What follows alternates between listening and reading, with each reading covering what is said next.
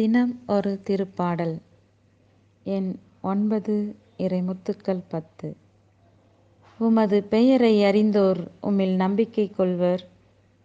ஆண்டவரே, உம்மை நாடி வருவோரை நீர் கைவிடுவதில்லை.